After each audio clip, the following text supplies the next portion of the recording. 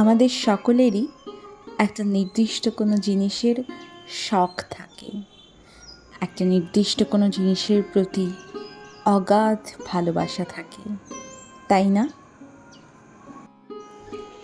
এক একজনের এক এক রকম জিনিসের প্রতি আকর্ষণ থাকে।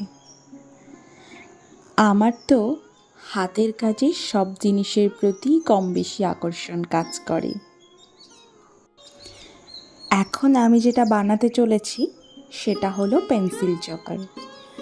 কম বেশি প্রত্যেকেই জানো, আজকাল অনেকেই এই লাইট ওয়েটের চকারটা পরতে ভীষণ পছন্দ করে। আমিও অবশেষে এক দিদির কাছ থেকে অর্ডারটা পেয়ে এই নতুন এক্সপেরিমেন্টটা করতে বসে পড়েছিলাম। হ্যাঁ, নতুন এই কারণেই বলছি, কারণ এর আগে আমি কখনো এই চকারটা বানাইনি। তাই প্রথম থেকে একটু নার্ভাস তো ছিলাম বটেই, কেমন হবে, আদতেও ঠিকমতো বানাতে পারবো কি না। যদিও আমার প্রত্যেকটা কাজের শুরুতে একটু টেনশন কাজ করে, সবসময়ই কাজটা কমপ্লিট না হওয়া পর্যন্ত শান্তি নেই। নতুন নতুন এক্সপেরিমেন্ট করতে আমার বরাবরই খুব ভালো লাগে। নতুন নতুন জিনিস শিখতেও আমার ভীষণ ভালো লাগে।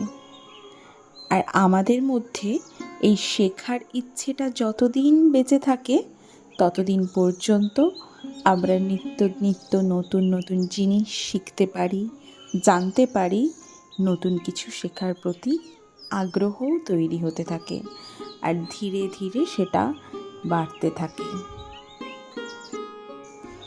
আমার তো যে কোনো জিনিসের ওপরেই আঁকিবুকি করতে ভীষণ ভালো লাগে। কোনো জিনিস হাতে পেলেই আমি ভাবতে থাকি যে এটার ওপরে কি আঁকা যায়। রং তুলি আমার বরাবরই ভীষণ প্রিয়। কথা বলতে বলতে কাজটা প্রায় কমপ্লিট হতে চলল। এই বিটসগুলোকে নিচ থেকে আলাদাভাবে স্টিচ করে আমি অ্যাটাচ করে নিচ্ছিলাম। এইগুলো ছোট ছোট পার্টে করে নেওয়াটাই বেটার।